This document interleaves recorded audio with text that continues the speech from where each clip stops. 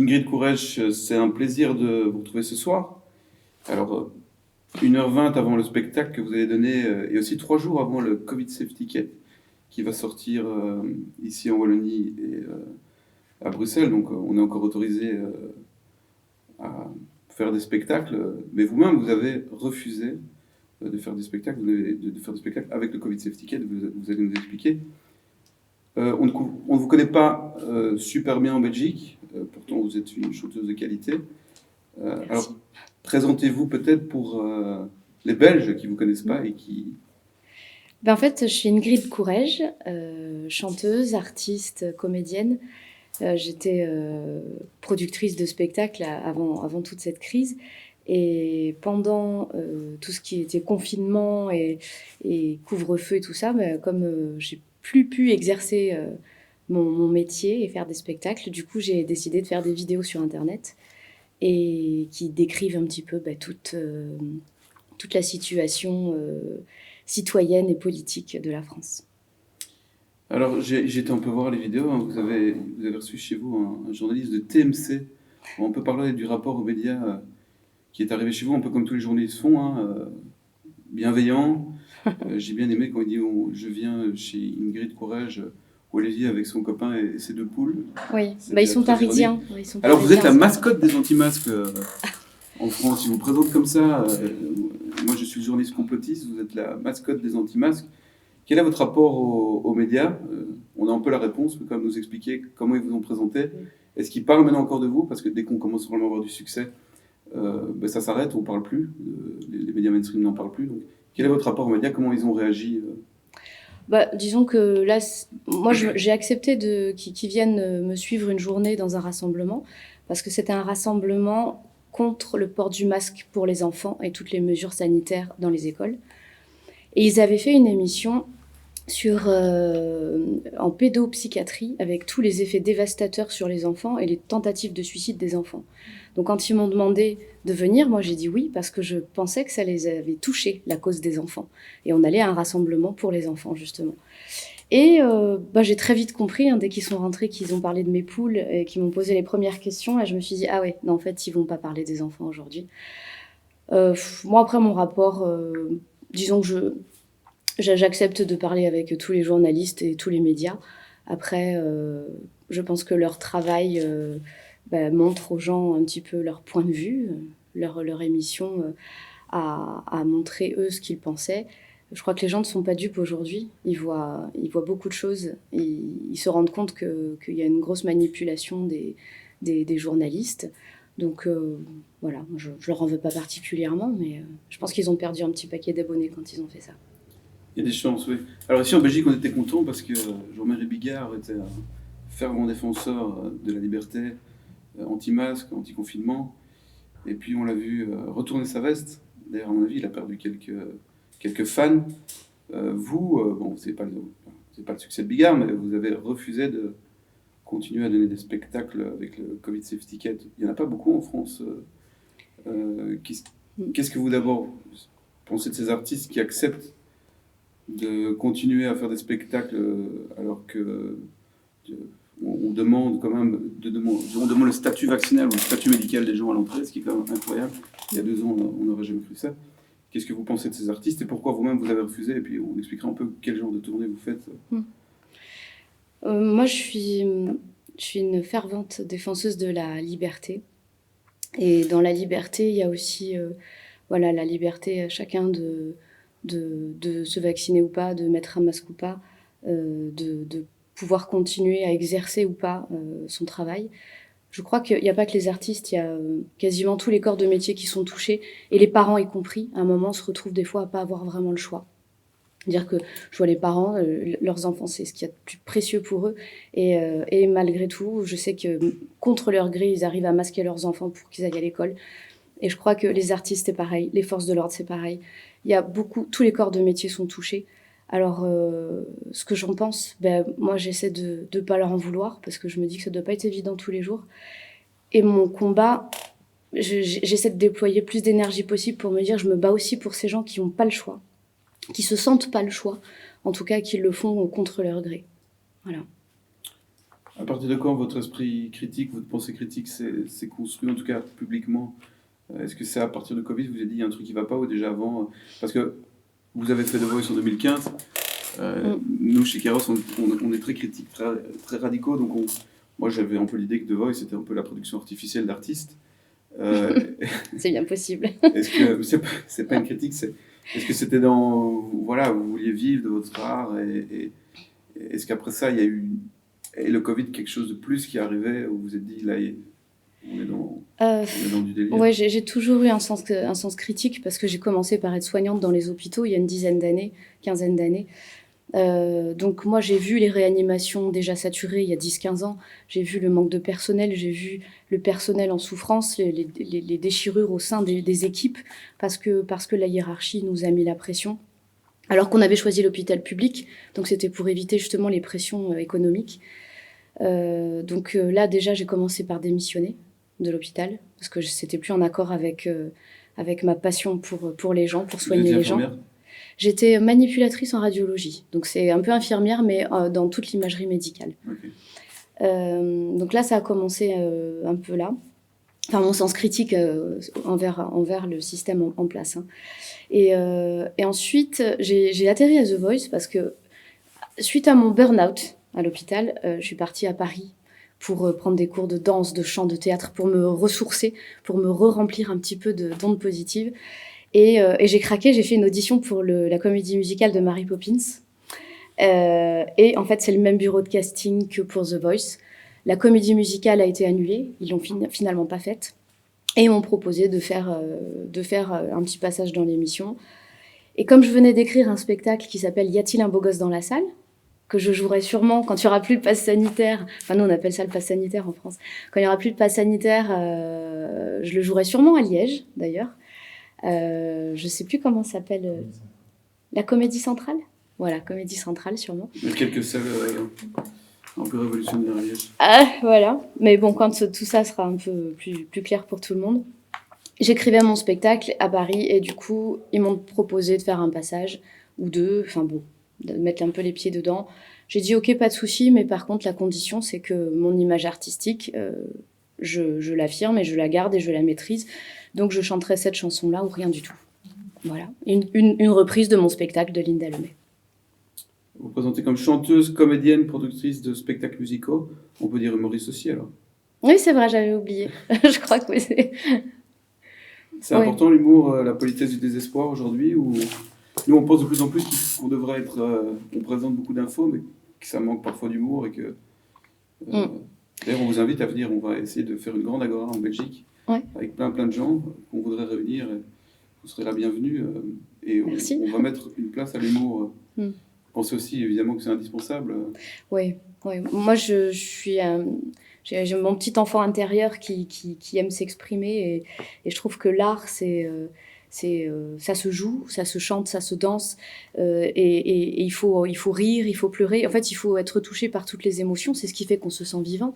C'est ce qui fait que voilà qu'on se propulse de son siège et que la vie est belle. Donc oui, l'humour est important et surtout en ce moment. Surtout en ce moment où il faut... Et ça permet aussi d'être moins censuré. Parce que tout ce qui est parodie et humour, on arrive à faire passer des messages, à regrouper des gens, à unir des gens sans être trop censuré. Oui, bien que si on avait des Coluche, des proches aujourd'hui, ils ne pourraient plus rien dire. Oh, oui, très certainement. Quand je réécoute, je me dis, putain, ils balançaient les mecs. C'est des références pour nous ici en Belgique. Évidemment, Coluche est un grand dieu. Des références pour vous aussi. Oui, c'est vrai. Alors, vous reprenez des tubes et vous les remettez à la sauce Covid. Donc, il y a par exemple C'est les masques à la plage, Je te le donne, il y a du soleil et des deltas. Vous aimez bien chanter a cappella? Vous voulez nous en faire quelques-uns ou... Oui, allez. Tiens, j'en ai fait un nouveau, comme ça vous avez une exclue. Ce serait... Vous connaissez Francis Lalanne? Oui, on l'a rencontré il y a 2 semaines en Belgique et je vais bientôt l'interviewer. Donc il a son tube là. Pense à moi comme je t'aime, rien ne nous séparera. Et ben on a repris cette chanson là. Il faut imaginer que c'est la journaliste qui annonce que notre ministre désolidarisé de la Santé va probablement imposer une 3e injection, peut-être une 4e ou une 5e, on ne sait pas bien encore. Ouais, Olivier Véran. Oui. Voilà. Et là, ce serait pense-moi, j'ai de l'œdème abonné chez Moderna. C'est bientôt la 4e, je fais un déni du bras. Pense-moi, mets de la crème ou bien passe à l'autre bras. S'il y en a une 5e, je sais pas si on se retrouvera. Oui, c'est aussi d'ailleurs, c'est super, les morts et les effets secondaires du vaccin, on entend de plus en plus parler. Pourtant, il y a un silence autour de ça qui est incroyable.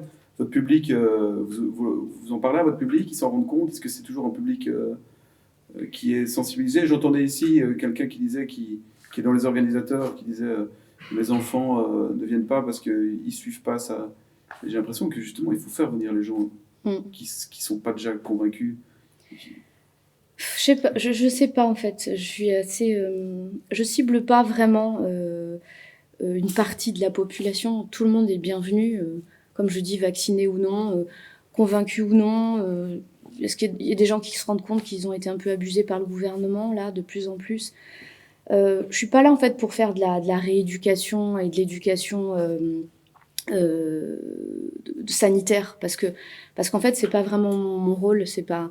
J'ai été soignante, j'ai quelques connaissances, mais aujourd'hui moi mon vrai rôle c'est l'artistique, donc c'est de porter un peu la parole des citoyens à ma façon, un peu en humour, un peu en émotion, et justement sans aucune discrimination. Après oui, on en parle quand même avec le public qui me suit, des effets secondaires, mais c'est une guerre de l'information, c'est très difficile de savoir vraiment ce qui se passe parce que c'est la guerre des chiffres, c'est la guerre de l'information. Qui est mort vraiment du Covid, avec le Covid, estampillé Covid. Donc là, les effets secondaires des injections, c'est exactement pareil. On ne sait pas vraiment comment on va pouvoir avoir un peu de vérité là-dedans, quoi. Oui, tout à fait. Ils cachent, mais il y a aussi des infos très importantes qui sont évidemment pas médiatisées. J'ai interviewé le juge Rui Fonseca, qui a gagné une bataille contre les tribunaux où ils ont dû aller chercher tous les avis de décès des 17 000 personnes censées mortes du Covid. Et en fait, on s'est rendu compte qu'il y en avait 100 qui étaient mortes réellement du Covid. Donc évidemment, rien n'est sorti en Belgique, ni en France, ni partout. Et le lendemain de notre interview, il était débouté, il est plus en fonction. Il va se battre, hein. Il va rien lâcher. Vous êtes en tournée depuis un mois? Non, alors, pas un mois. non, ça va faire 15 jours. 15 jours. Ouais, 15 jours, 3 semaines, 15 jours. C'est fatigant. Ça va, non, franchement, franchement, ça va. Bon, là, c'est parce que j'avais chopé un petit rhume où j'étais un peu fatiguée, mais non, je me recharge tellement tous les soirs avec les gens que c'est. Peut-être parce que c'est pas une tournée classique aussi. C'est ça. Je pense que c'est ça. Ouais. Et c'est quoi? Eh bien, en fait, j'ai demandé aux gens en France, et puis c'est passé au-delà de la France, c'est allé en Belgique, en Suisse, au Luxembourg, j'ai eu plusieurs propositions. J'ai proposé aux gens de venir chanter dans leur salon, de venir chanter chez eux, dans leur maison, dans leur hangar, dans leur, dans leur salle de yoga. J'ai proposé ça pour faire des concerts sans restriction et sans discrimination. Et j'ai eu beaucoup de propositions. Je pense que j'en ai eu 300 ou 400, j'en ai encore tous les jours.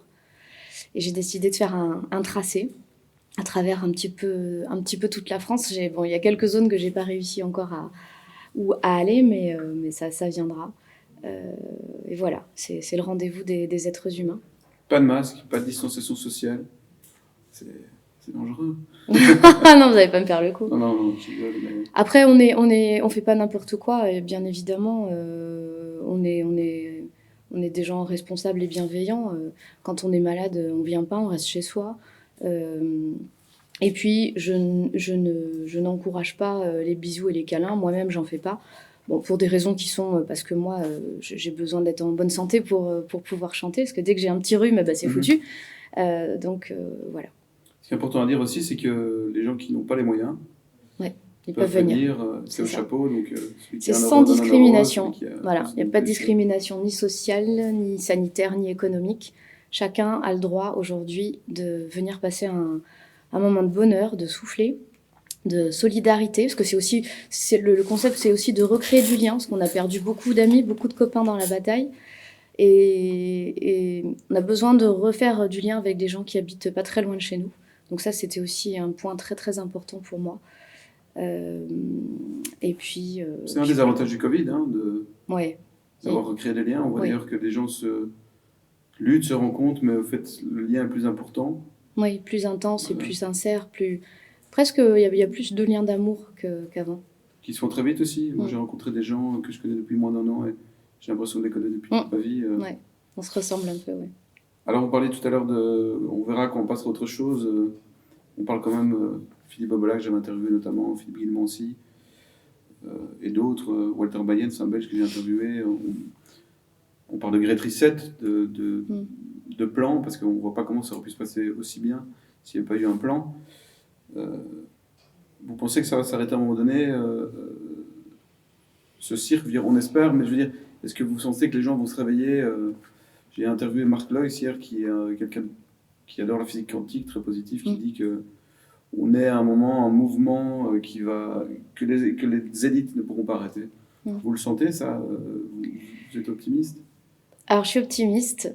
Après, c'est très difficile d'avoir du recul. Moi, déjà, je trouve que les choses vont très vite. Du coup, j'amortis moi-même un peu la vitesse de tout ce qui se passe. C'est pas toujours évident. Mais ouais, je sens quand même que même si on n'est pas aussi nombreux des fois qu'on l'espère, parce que j'entends beaucoup les gens dire ça, je crois qu'on est exactement le nombre qu'il faut. Et c'est surtout qu'il y a une très grosse puissance d'amour et de bienveillance et de résistance et de combat vraiment là pour l'être humain. Je veux dire, on est tous au courant de ce qui s'est passé dans l'histoire de l'humanité. On ne peut pas laisser reproduire ça sans bouger. Après, que les gens se réveillent ou se réveillent pas, j'aime pas trop ces termes-là parce que j'ai l'impression que du coup, on se met place au-dessus de certains et puis on en évince d'autres. Je crois qu'en fait, on a juste un problème de vitesse. Les uns les autres, on n'a pas la même vitesse pour se rendre compte ou pas la même vitesse. La sidération, des fois, nous fiche plus longtemps que certains. Et c'est peut-être à nous, c'est-à-dire les personnes qui sommes un petit peu en alerte là en ce moment, c'est peut-être à nous de pas lâcher, de se dire, voilà, nous, la lumière, on la laissera pas s'éteindre. On est un petit peu gardien de cette lumière et de cette vibration qui fait que nous sommes des êtres humains et ça, on laissera pas détruire ça. Et je pense qu'après, si on est dans le vrai, en tout cas, l'équilibre de la vie fait bien les choses. Si on est dans le vrai et dans le bon, je pense que c'est une vague de population générale qui rejoindra ce combat-là. Effectivement, ils ne pourront plus l'arrêter. Ouais. Un peu de lumière, c'est bien. Ouais. Pas trop stressé pour maintenant dans 1 heure. Non, il me tarde. J'adore. Voilà, que ça se passe bien. Ouais. J'espère que les Belges vont vous découvrir, avoir le plaisir de rire et d'écouter votre belle voix. Et voilà, merci pour l'interview. Merci. Merci à vous. Et à bientôt. Ouais.